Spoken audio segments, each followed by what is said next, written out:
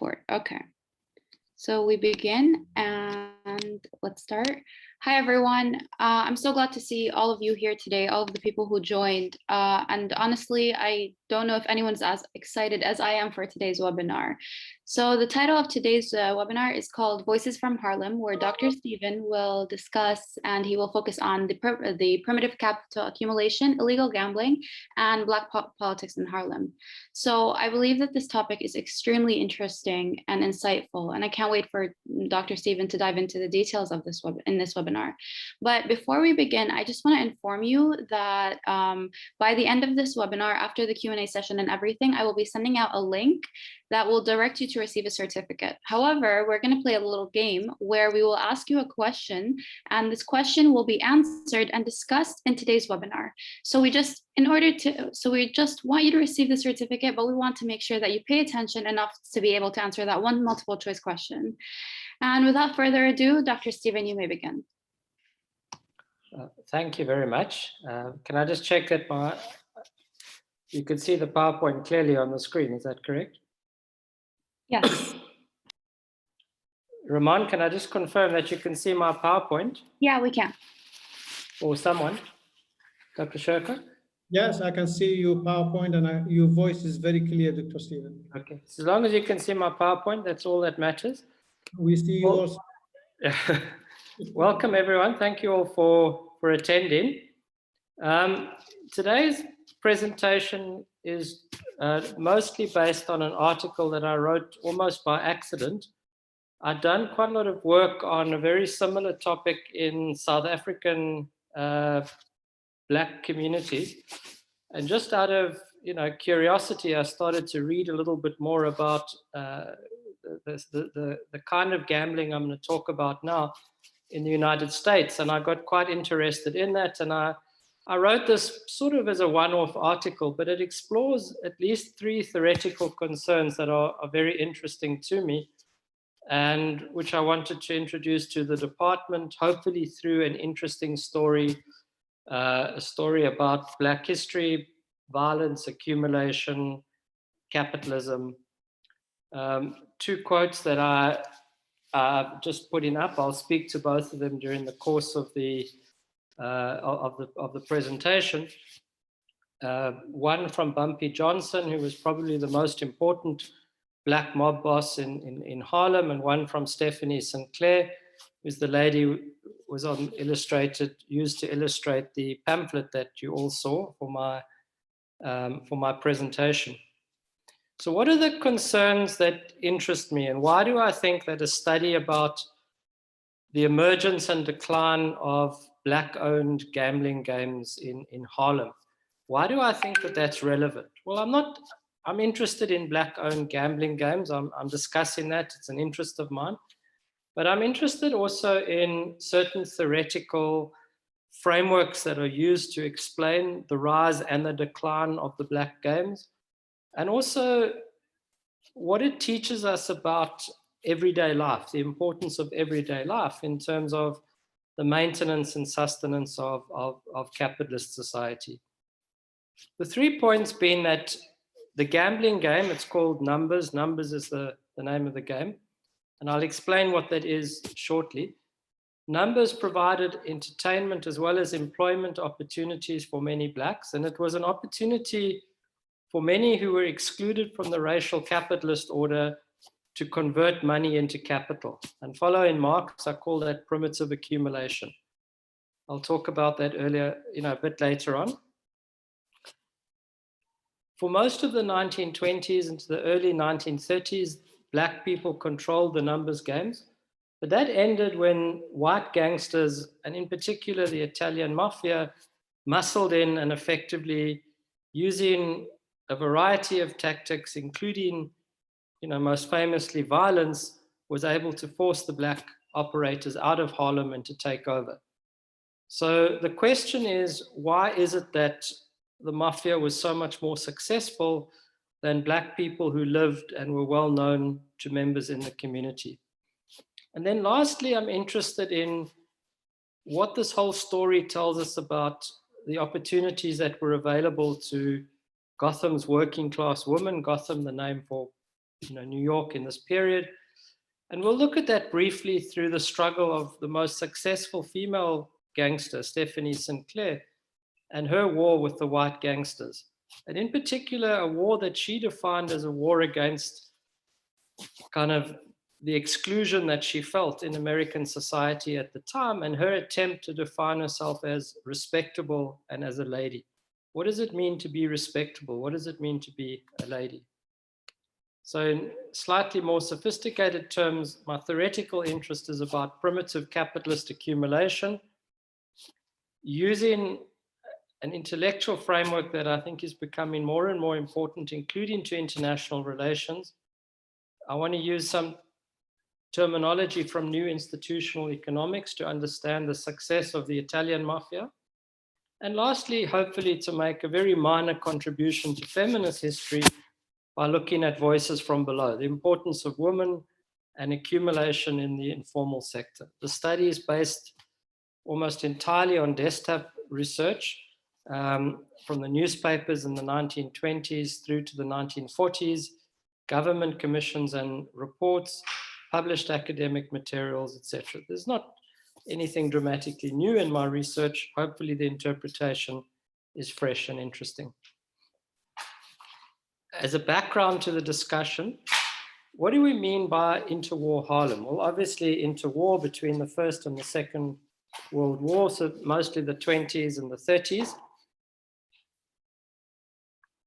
By 1925, the demographics of Harlem had changed massively. From a predominantly white community, it became, mostly Black, and a large part of that Black community was a community from the Caribbean. By the mid-1920s, there were almost 73,000 residents, either drawn from the rural South or from the Caribbean. And the heroes of my story, as it were, Stephanie Sinclair and one or two others, are all Caribbean immigrants in this period. It was a time of tremendous social and artistic and political changes. It's often referred to as the Harlem Renaissance, the birth of the new Negro movement. A lot of Black political organizations are formed in this period. You've heard of Marcus Garvey and W.E.B. Du Bois. They all became very important and lived in Harlem in this period. Despite the fact that Harlem was becoming more and more Black, however, over 80% of businesses were owned and still operated by white people. Many of them, probably the majority of them, no longer lived in Harlem. So there was a widespread sense amongst the people who lived in Harlem that money that they spent on businesses in Harlem was being taken out of Harlem, by the white community. And this gave rise to a tremendous sense of social exclusion. Black people didn't feel included in the capitalist economy, on top of which they were often quite aggressively excluded. This is the time of the Jim Crow laws in the United States. It's hardly a period that's conducive to Black economic empowerment. And it's in this period that an illegal community game or community lottery called Numbers starts to become incredibly popular in Harlem, and it provides one of the few business opportunities for Blacks, provides employment for many. It's probably the main reason why it was so popular, and it facilitated illegal capital accumulation. It was also, and this is important, one of the very, very few opportunities that were available to women outside the domestic economy. Blacks were employed as dishwashers and cooks or as seamstresses. There were very few opportunities outside of that. I'm not going to read this lengthy quote, but a wonderful book by LaShawn Harris, Sex Workers, Psychics, and Numbers Runners, sort of discusses the various alternative, illegal, certainly morally questionable activities that many women are involved in this period, but as a fairly active life choice, as an alternative to being forced into the absolute sort of bottom of the capitalist economy. A lot of Black women were able to turn to illegal businesses and illegal activities out of choice to try and make a dignified living for themselves. in the first part of this talk today, I'm going to talk just a little bit about some background, the history and the characteristics of lotteries in America. I'm not going to spend much time on that. And then I'll talk about what we mean by numbers games in Harlem. The second part, I'm going to talk about the struggle between the black operators and the white gangsters. And then lastly, I'm just going to very briefly talk about, and this is, my kind of pet interest, the life of Stephanie Sinclair, one of the famous female gambling operators in this period. She was a Guadeloupean immigrant. Guadeloupe is one of the islands in the Caribbean. She was an immigrant in the early 1920s and made it reasonably big for a while in the illegal world of gambling and certain associated criminal activities. So just as background, what do we mean by lotteries? What do we mean by numbers? Some of you might have heard the phrase policy. I'm not going to make any real distinction between policy and numbers today. A lottery game, by definition, is a competition where people predict the outcome of an event in return for the possibility of a prize.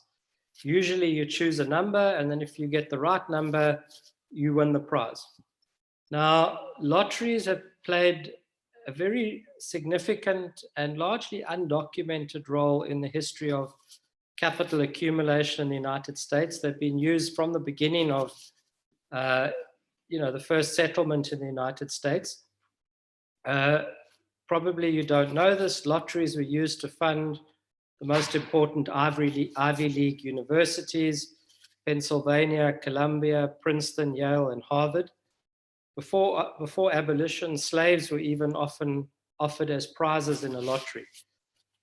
So again, not a particularly salubrious history, but it was a very popular alternative. And in many societies today, obviously societies that allow gambling, lotteries remain popular because it's an alternative to higher taxation. In Australia and South Africa, lotteries are widely used, and United States today, to raise money for public purposes as opposed to raising taxes. Lotteries were banned in the mid-19th century for various reasons, and the ban remained in place until the opening of a state lottery in New Hampshire in 1963. And nearly all states in the United States have got some form of a lottery today. My interest in the discussion today is in the period, the 1920s, 30s, and 40s, where gambling was illegal. If you remember, in the 1920s, they also attempted to ban the production and sale of alcohol. And as with alcohol, the banning of lotteries or prohibition didn't diminish public enthusiasm for lotteries at all. Instead, it forced them underground, and it allowed entrepreneurs to make money, to collect rents from their control over lucrative underground operations. There's a large literature on how Italian Americans and Jewish Americans were able to use what they call bootlegging, the illegal sale of alcohol, to collect money and to grow as ethnic communities in this period. This is hopefully adding to that literature by focusing on how the Black community controlled lotteries. This happens over much of, particularly the northern parts of the United States. I'm only looking at one city, New York, and in particular at Harlem. Now, the problem with lotteries before the 1920s is that nobody trusted them. They would announce a winning number, but you didn't necessarily believe that the number had been selected fairly. There was widespread, distrust. The operators were seen to choose a number that nobody else had chosen in order to avoid making payment for a prize. In 1921, this all changed when a janitor working in a New York stockbroking company by the name of Caspar Holstein, also a Spanish, an immigrant from the Spanish Caribbean, came up apparently in a dream. He came up with a formula to choose numbers. And it was a very basic formula. Every day the newspaper would publish statistics of the the stock exchange, how many shares had been sold, and so on and so forth. And he derived a formula whereby they would generate 3 numbers from the statistics that were published in the newspaper. And it really doesn't matter what the number is. It was completely arbitrary. The point is, it was seen to be free and fair. It wasn't something that anyone could manipulate. You couldn't buy enough shares in the stock market to change the final outcome or even predict what that outcome would be.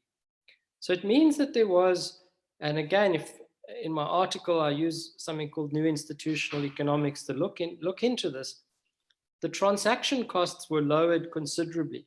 Transaction costs are the costs of entering into a transaction. Because the number is now one that is derived by a third party, the newspaper, the public statistics, because the number is one that is widely trusted, it meant that anybody could enter the numbers game, and people would trust the number, and there was no need to spend a lot of time and effort convincing people that the game was fair. And that leads to a massive expansion in the popularity of illegal games. A study of the period written by the White brothers, I'm sorry, I forgot to put the reference here. Numbers evolved from an activity which was carried out almost unnoticed in a few Spanish-speaking barbershops, again, the Caribbean influence, into something that was mainstream and obvious on every street in the Black metropolis. A famous newspaper in the period called the Afro-American announced 600 to 1, that was the odds on the game, lures Harlem into a gambling orgy as gambling fever turns shops and stores into betting booths. And very quickly, numbers became part and parcel of everyday life. It was extremely popular for a number of reasons. People enjoyed the game. They had hopes of winning. For a few cents, poor Black people could invest in the hope of a big prize. You could convert $1 into $600 if you won. It also offered numerous employment opportunities, and I think that's the main reason for its success. It created a lot of secondary business opportunities, which is what we're going to talk about in a minute. But just to kind of liven the discussion up, a few pictures. Dr. Shirker remarked on how many slides I had. This is just a picture on the left. It's a picture of a story that was covered in one of the newspapers, the Afro-American, in 1929. It's just a story about this, and if you look at the bottom, it's not very clear, but they show the winning number for each date. And on the right-hand side from the Pittsburgh Courier, as I said, this was all over the country. These were the winning numbers from different dates. So that, they would just derive 3 numbers. It was a simple way, and people would, be able to operate games on the basis of this principle. And most importantly, it didn't limit opportunity to just one person. Usually a lottery is controlled by a company. They control the number selection. They have a big game to choose the number. This is a very decentralized operation. Anyone can enter into the numbers game. Anyone can offer their own lottery. So a lot of opportunities arise for entrepreneurial Blacks who've got no other means to make a dignified living to start their own game. Just 2 other pictures from well-known beneficiaries of this period. Lena Horne, who is seen here singing. Some of you might have heard of the famous Cotton Club in Harlem. The Cotton Club was run by numbers gangsters who made their money in the numbers game. And Lena Horne was the daughter of a very well-known numbers banker by the name of Teddy Horne. And Teddy Horne got his daughter a job singing in the club. And she went on to become one of, if not the most well-known African-American entertainer from this period. Her only real competition was a fellow performer at the Cotton Club, Ella Fitzgerald. So Lena Horne and Ella Fitzgerald, 2 of the sort of jazz greats of the 30s and 40s, were themselves beneficiaries of a club that was run by numbers bankers. And in Lena Horne's case, by, her father was himself a numbers banker. A banker is the word for someone who controls a bank or a lottery's game. Lena Horne famously said, it's unlikely that you're going to win in numbers. Whilst a win is unlikely, in the Negro ghetto, it is about the only hope that you can afford. Negro being the term for African Americans in the period. A very well-known poet and social activist, Langston Hughes, from this period. A quote from him, numbers is the salvation of Harlem. It's Medicare and it's black draft. It's 666, it's Liverpools, it's vitamins, it's aspirations. It's an analgesic balm combined. Never fully understood exactly what he's speaking about, but clearly he's talking about just how much numbers meant for everyone in this community. I can move on then to discussing some of the more theoretical aspects of this. I'm just going to skip that slide.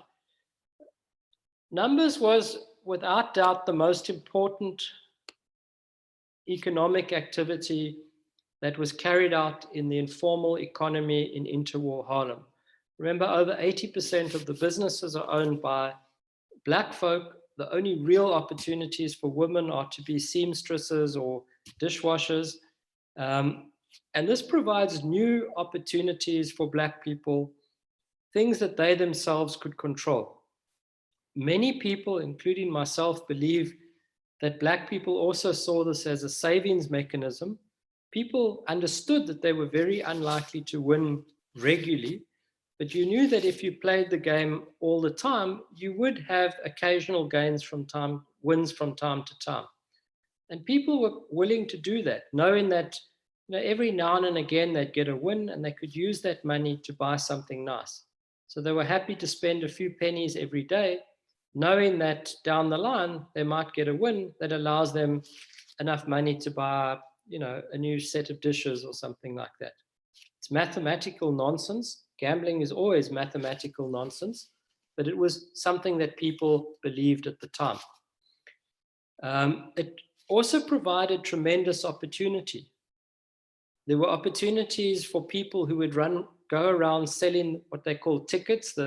Would you like to buy a ticket in the lottery? So you could buy a ticket either from a store or from someone who, what they called a runner, someone who literally walked around selling tickets. It's believed that there were between 15 and 20 banks in New York at the time, each of which employed up to 400 people. So there's between 15 and 20 sort of separate games being played all the time. The US Commission on the Review of the National Policy Towards Gambling estimated that in today's purchasing power, just under $40,000 was spent at 175 gambling drops, sites where the money was collected in Harlem. So it's literally hundreds of thousands of dollars are being spent every day. The New York State Commission estimated that 60% of Harlem's economic life could be attributed directly and indirectly to the cash flow from numbers. So this isn't a minor game that's played on the side. It's central to the economics of particularly Black Harlem. Having said that, although gambling always favors the operator, on most occasions, the person who offers the game is going to win. Gambling favors the person who offers the game rather than the person who plays the game. Despite very high odds, despite good odds, potentially high payouts exposed banks to considerable risk. If somebody wins and you've got to pay them 600 to 1, potentially you might have to make a massive payout. Now, Black punters in this period were notoriously superstitious. They would often all bet on the same lucky numbers. And on certain days, famously Thanksgiving in 1931, the banks were almost effectively wiped out. The Black community had strong cultural sort of preferences for three numbers, 2, 5, and 7. It meant a lot to them, and I still don't know exactly what. And people would bet a combination of those numbers. And of course, on that particular day, I think it was the number 527 came out, and most Black bankers had to pay out more money than they actually had in reserve. And that's one of the reasons why the white bankers were able to move in. They were better funded. They were able to buy out the black banks who were bankrupted by events like this. Why was gambling so popular?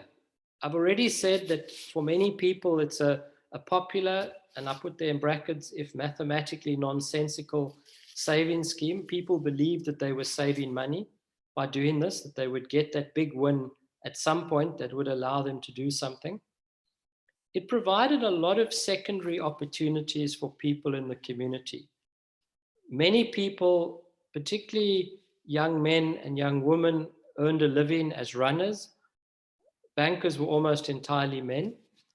It provided a supplementary income to the shops that sold tickets. If a shop sold gambling tickets on the side, very often it would make more money from the tickets than it made from the actual, whatever it was selling, hair products or whatever. But it also was what Karl Marx calls a form of primitive capitalist accumulation. When Marx discussed the origins of capitalism, he emphasized that capitalism wasn't something that peacefully emerged over 200 or 300 years, a story that's often told, but rather capitalism emerged out of the violent disposition of communities. Enclosure, what they call when they enclosed the land and forced peasants off the land, was a violent process that allowed certain people to accumulate land and to put that land to economic use. And Marx referred to this as the transformation of money into capital. Capital, something that you invest, something that produces a profit in the future. Money was converted into capital. And he says, this has always been anything but idyllic. It's been violent, brutal, and unfair. And the argument that I'm making here is that black accumulation of capital through the lottery was no different. It was a primitive form of accumulation. And in my article, which I don't have time to discuss now, but I discuss some of the ways in which black people shifted money from the shadow or illegal economy into the legal economy.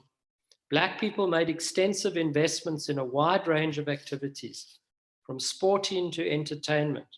Many of the baseball teams in this period, including the famous ones we know today, were funded by, people made investments that with money that they accumulated illegally through numbers. They invested them in the baseball teams. Today we call that money laundering.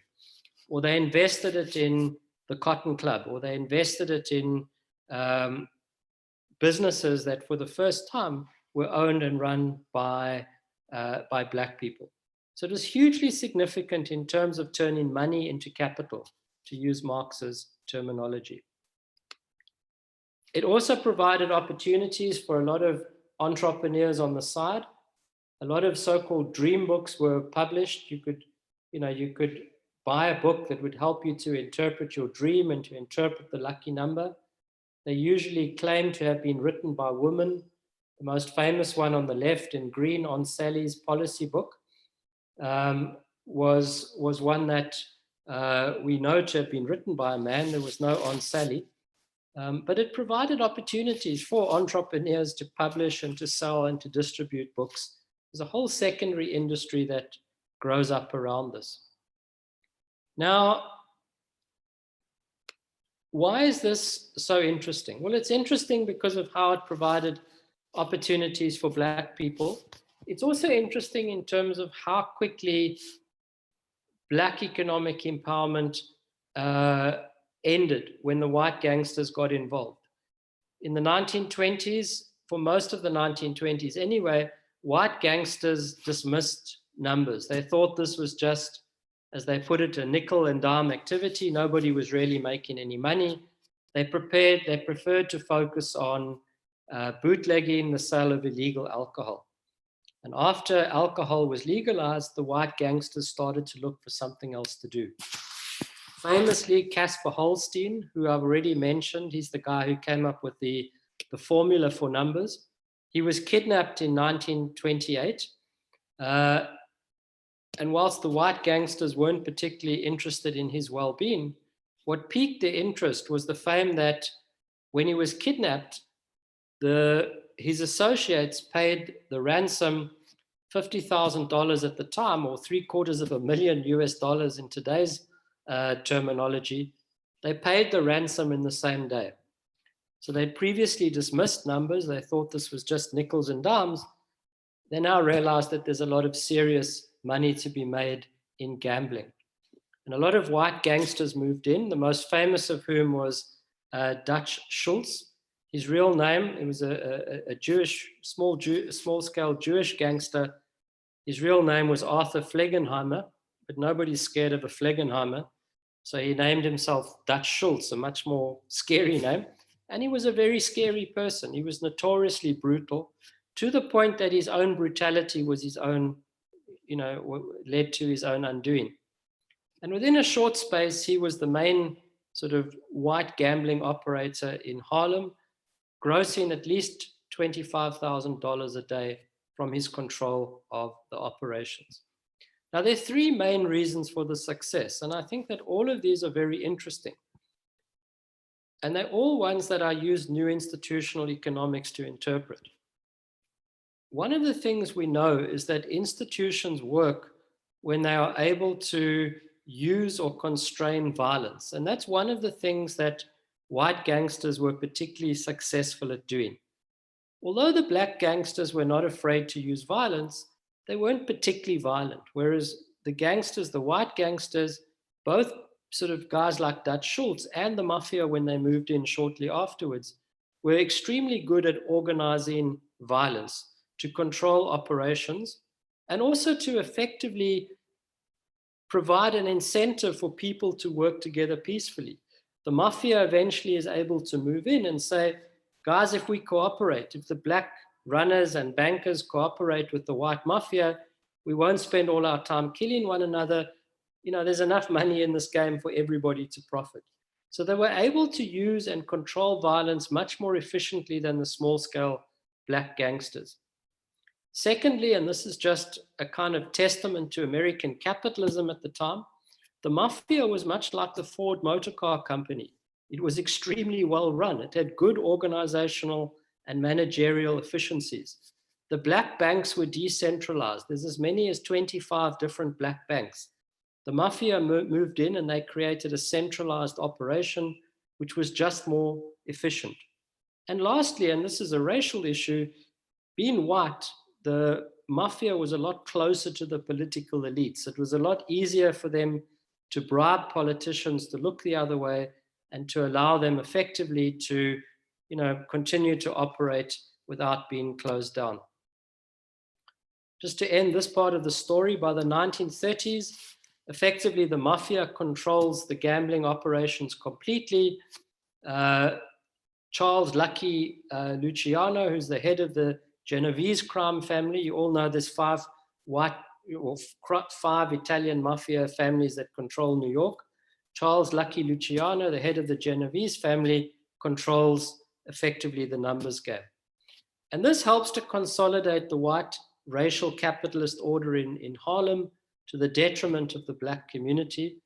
To this day, we still have illegal numbers games in Harlem, and they're still controlled by the mafia. So that opportunity for black empowerment has effectively been lost. I know that I'm battling with time. I just want to very quickly show you some pictures.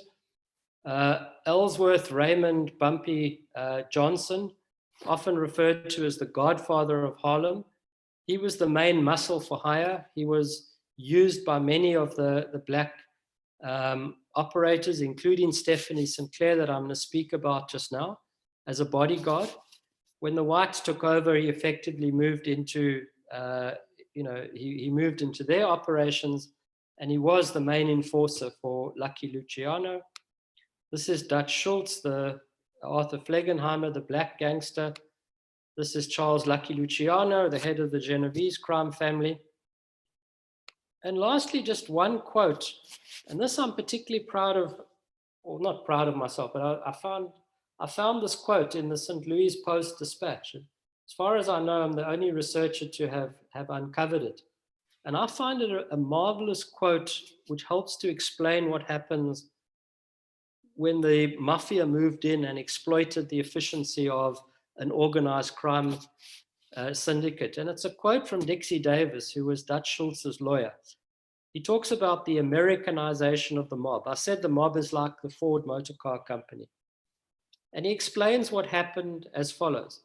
The big fellows got together.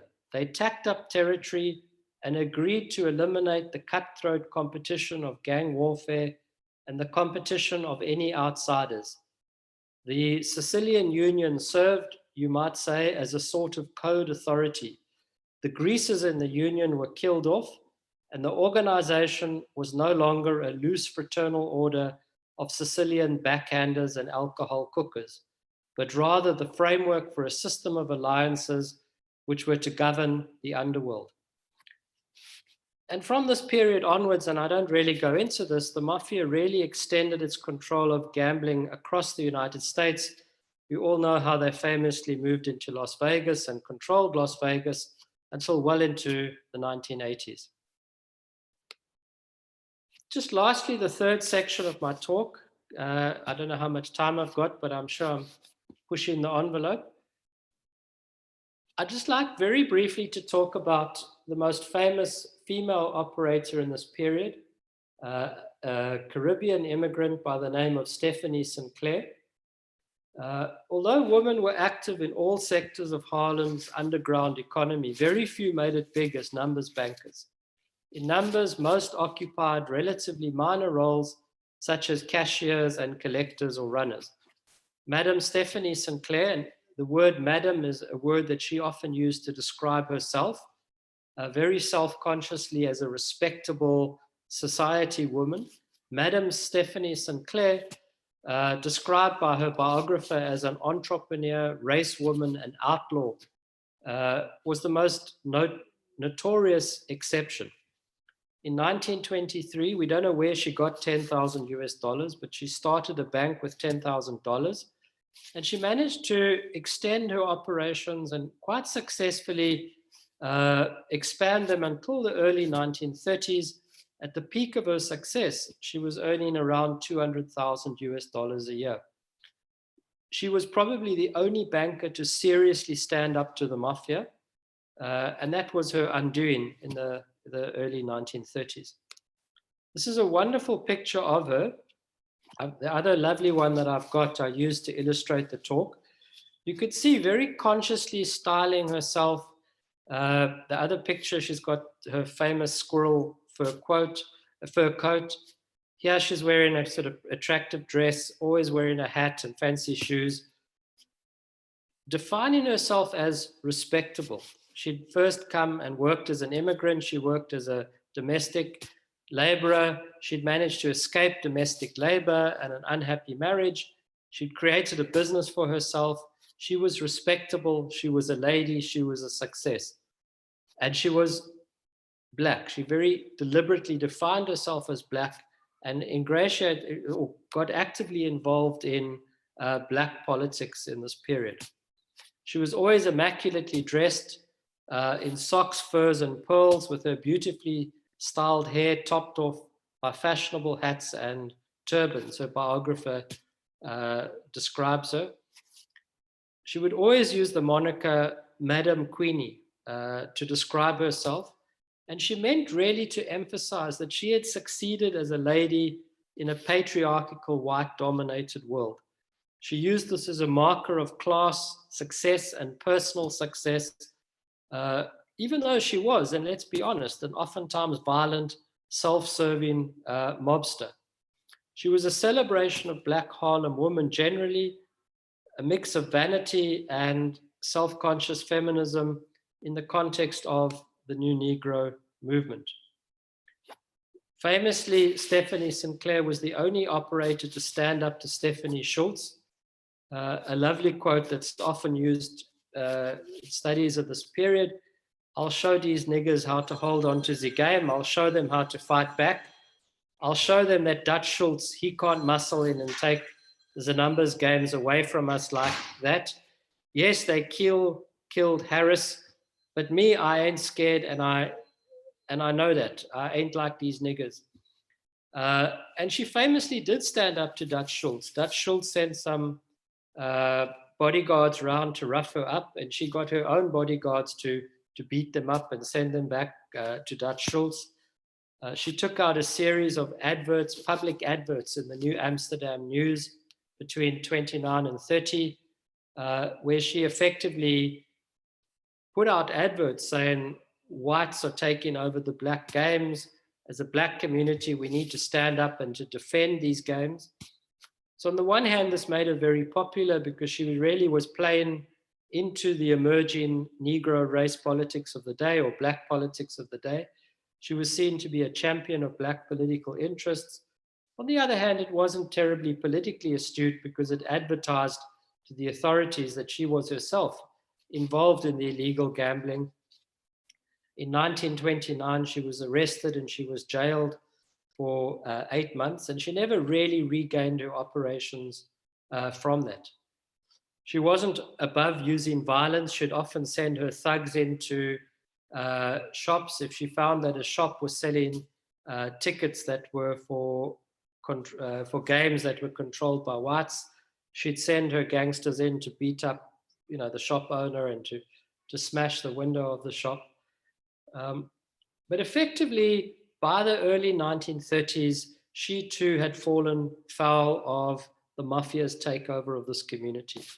And from 1935 onwards, she has no significant role to play in the numbers games at all. She died in the 1960s. We know very little about what happened to her in the period between 1929 and 1960. She effectively dropped off the landscape. So in conclusion, this is a story about black capital accumulation, successful and unsuccessful. It was successful in the sense that it spoke to the need for the black community to find opportunities to create businesses for themselves. It was successful because it gave, this was fun. It was entertainment for many black people to get involved in. It was unsuccessful because it was run in a very decentralized way. The white community was better organized, more violent, and certainly organized gangs like the mafia were able to take this over and continue to run it for their own benefit in this period. That's it. I think I'll stop at this point, and if anyone's got any questions, I'll gladly address them. Good afternoon, guys. My name is Nasht Khalid, and I'm going to moderate the Q&A session. If you have any questions that you would like to ask, you could either raise your hand and I'll call your name out and you can ask them, or you can type them in the chat box, specifically in the Q&A chat box.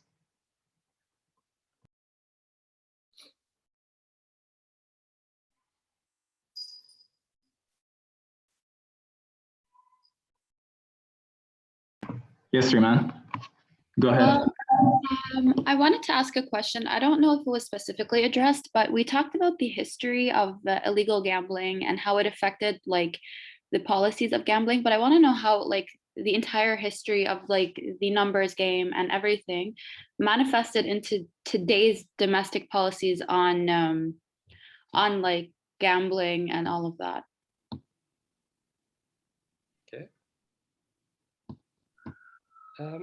Well, in the United States, there's always been a kind of a tension between those who want to control gambling for moral purposes, who see gambling as a sin, who see gambling as something that would destroy the fabric of the community.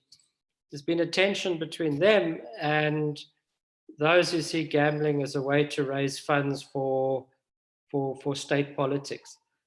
I think it's fair to say that most regulators were probably dominated by moralistic concerns until after the Second World War.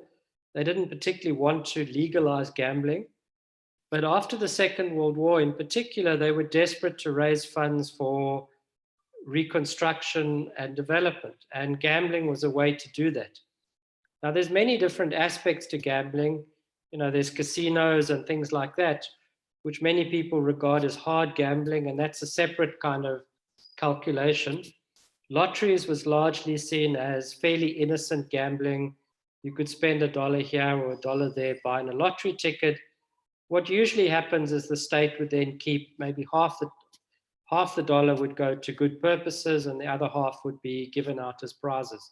So the state saw lotteries as a good way to raise money for good purposes. So whereas the gangsters were running lotteries just for themselves to make money, some money would go to prizes, but the rest would go to the gangsters. The states would say, we'll use it for good purposes. And I think that that argument has effectively won the day in the United States. People might still have different views about hard gambling, about casinos, and today about sports betting and internet gambling. There's a kind of very serious debate on that. There's not much in the way of a debate over lotteries. I don't think anyone particularly cares. In New York, there still is an illegal numbers game, but it's not terribly big. We don't really know how big it is, but the state lottery is just much more popular. It's much easier to buy a ticket for the state lottery. The prizes are usually much bigger because the people who buy tickets are from all over the state. So, you know, the pool is much bigger. I don't know if that answers your question, Ramon. Yeah, it does. Thank you. Also, there's a student named Noura Al-Khatri. She asks, within the context of the legalization of lottery, as you have already said, and the crackdown on the mafia in the 80s and the 90s by the New York courts and the FBI, are the same gangs still in operation till this day? They were dealing with numbers? Well, the same gangs are still in operation. The five families in New York are still active. They still control a lot of illegal activities in New York. The mafia is still very, very powerful. But there's no doubt that since the 1980s, I mean, Rudy Giuliani might have made a bit of a fool of himself recently, but in the 1980s, you know, he was a spectacular success. He really did break the back of the mafia. But even in the 1980s, although the mafia still made a lot of money from illegal gambling, they'd shifted. They were making most of their money from drugs and from the construction industry rather than illegal gambling. So I don't really know how much money they make from illegal gambling today, but I suspect it's a very small proportion of their profits. I think most of their profits are coming from drugs, even though formally they're not involved in the drug industry. We all know they are. Yes, Dr. Shirka? Sorry, Dr. Shirka, your mute is on. Yeah, okay. Now, can I ask, because I was waiting for Majid to give me permission. Okay. Sorry. Two things. Can you remove the share screen so we can see you in big? Okay, I'll do that. I think you can do that. There we go. Yeah, okay. My question is that There we go. it's rather expansioning your topic to relate to international relations. I mean, we hear a lot about the relation between money laundering and gambling internationally, and many international gangsters are using the gambling industry to as an underworld thing to operate and to what we call it whitening the money. I think this is the term that is used sometimes. So can you just comment on this one, please? It was massive, and as far as I can tell, the two main ways in which they laundered money in this period was through investment in either entertainment or the sports industry. A lot of money was spent on American baseball. There was a guy called Pomez, P-O-M-E-Z. He bought at least two major baseball teams. And he was recently inducted into the Baseball Hall of Fame. He was one of the most famous baseball promoters in this period. And nobody, I mean, it's not like today where you've got to, show the origin of money.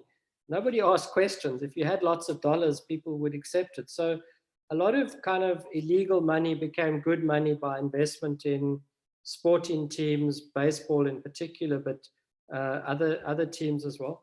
And then the entertainment industry. A lot of the clubs, the Cotton Club was funded almost entirely by numbers. Many entertainers like Lena Horne, their early careers were funded by numbers. Ella Fitzgerald as well. Because it's illegal, I mean, it's not, I would love to give you a much more detailed breakdown of where every cent went.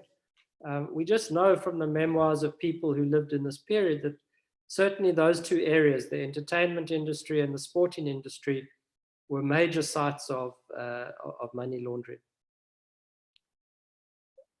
And it would surprise me if the property sector wasn't the same. Property development and money laundering goes hand in hand anywhere in the world.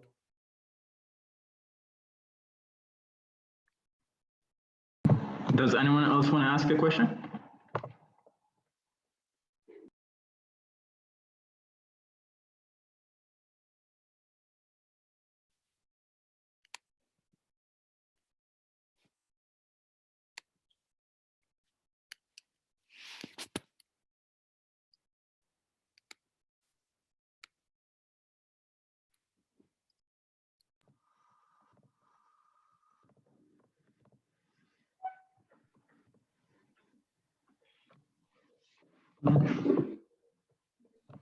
Just another, I didn't mention it, but you guys will all have heard of General Powell, the African-American chief of the military in the first Gulf War.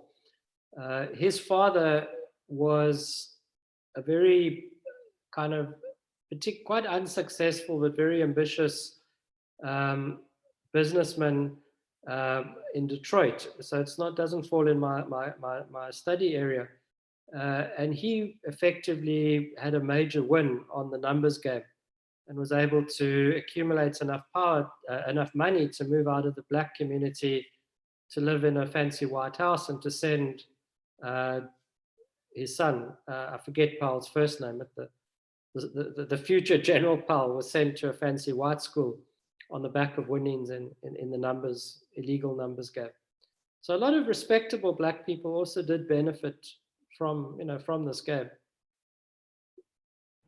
Yes, actually, that reminded me of a story myself. Malcolm X, and the autobiography of Malcolm X, and his own autobiography, he was talking about how he was involved in the numbers business when he was in New York before being excluded from the city by a major gangster going to Detroit and earning the name Detroit Red. So could you do you have a clue if his business in New York have affected his political consciousness later in his life? On Malcolm X? Yes. Well, I'm not an expert on this, but I know two things. Just one thing as an aside, my first point is, you saw I showed a picture of Bumpy Johnson earlier on. Bumpy Johnson was named Bumpy because he was born with a funny bump on his head.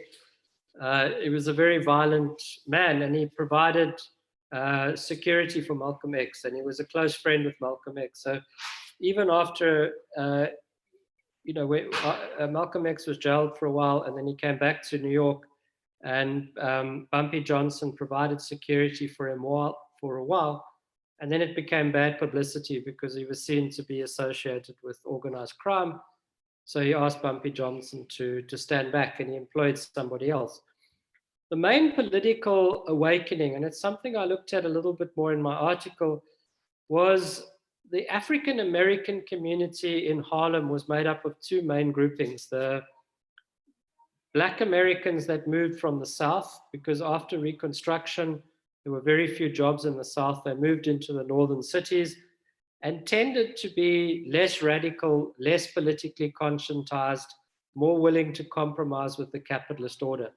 The other half of the community were Caribbean immigrants, people from Guadeloupe and various other islands in the Spanish Caribbean, And they tended to be a lot more radical. And all of the writings from this period talk about how the Caribbeans were a radicalizing influence. W.E. Du Bois actually said the 12 million African Americans or African Americans who can trace their origin to the Caribbean have ultimately taught us, more about Black politics than we previously knew. So W.E. Du Bois, Marcus Garvey, and also Malcolm X were very closely linked to a lot of these Caribbean politicians. One of the main kind of radicalizing sectors is actually the church. A lot of Black churches actually sold lottery tickets, and I consciously saw this as an act of defiance against the white political order, and Malcolm X is quite politicized by that. But Malcolm X is quite a complicated character. He's also got a kind of a notion of Black respectability that is quite challenged by these sorts of activities. W.E. Du Bois was openly opposed to numbers because he saw that as kind of gambling and tainted, and he was very moralistic about it. I think Malcolm X had a much more ambiguous attitude to this. Yes, he was quite closely associated with a lot of the gambling operations and the gangsters generally. They were a source of backing and support, and they welcomed him as a kind of radical champion. But he also had a kind of moralistic streak that I think was quite, particularly when he converted to Islam, that was quite, was tested by this. So I would say his attitude was ambiguous. I know more about W.E.B. Du Bois than I know about Malcolm X.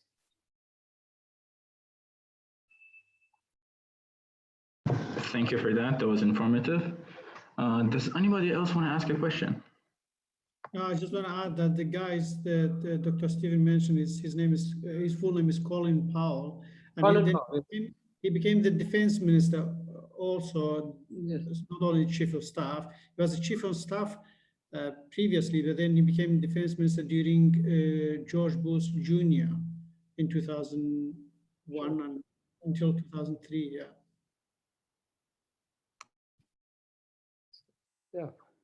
And he speaks quite a bit about his father's interest in lotteries. I found, I'm not a student of his career, but I've sort of searched through his autobiography and various other sources. And, he remembers how his father would often spend far too much on gambling. And then just one day, the thing about gambling is most people lose. I don't buy the argument that people win.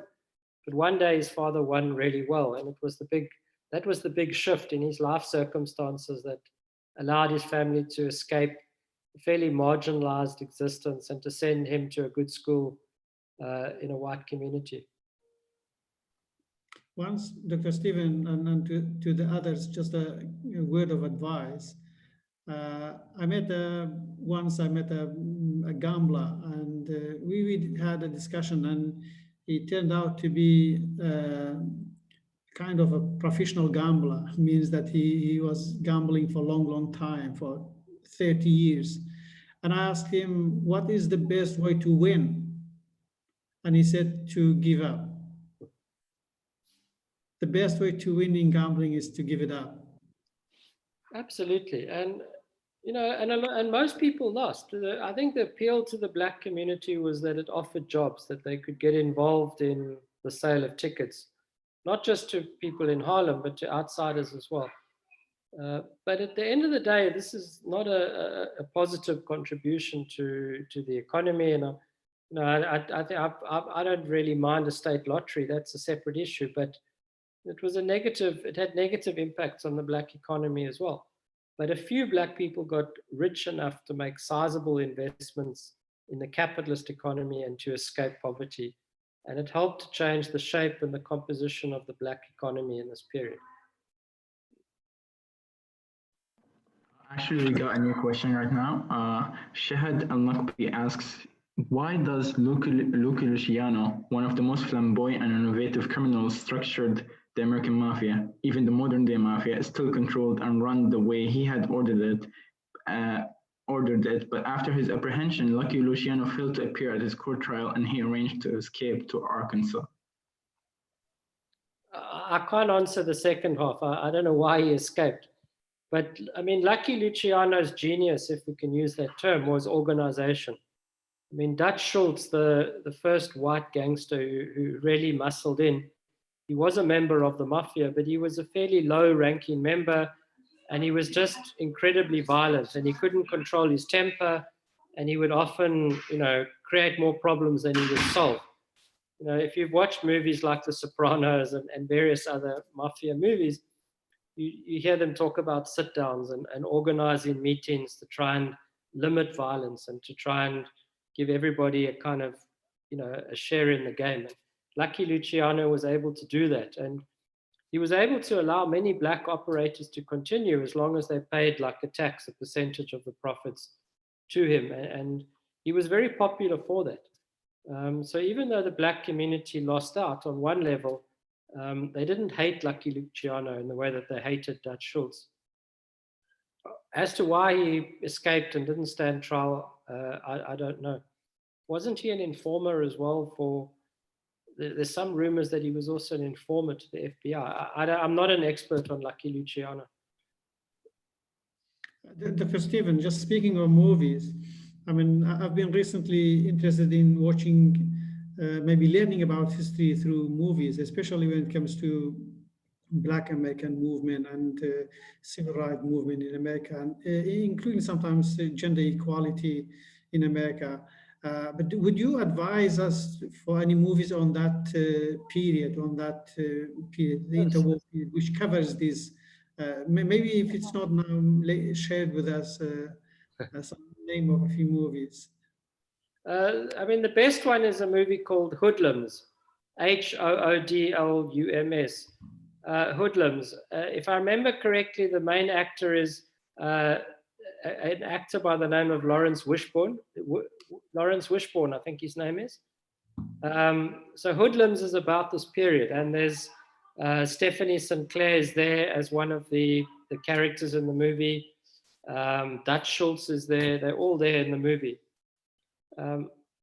There's another one that slips my mind, but Hoodlums is the most famous one.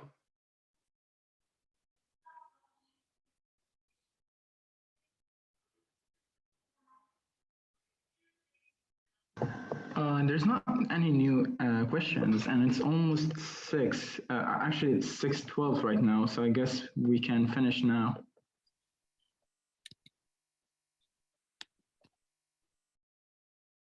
Okay.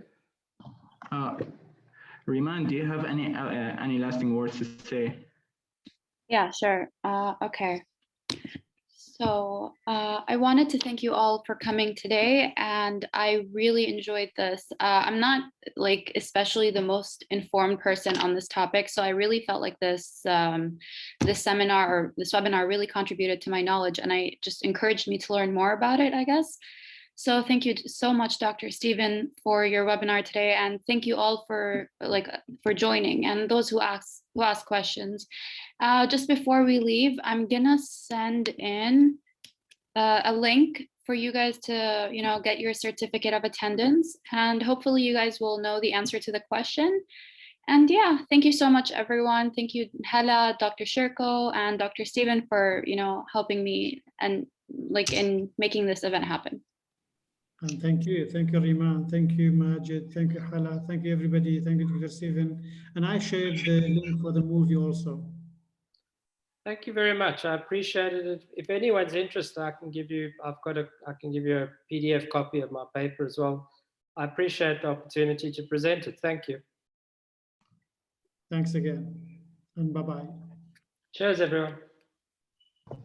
Thank you, Professor, and goodbye.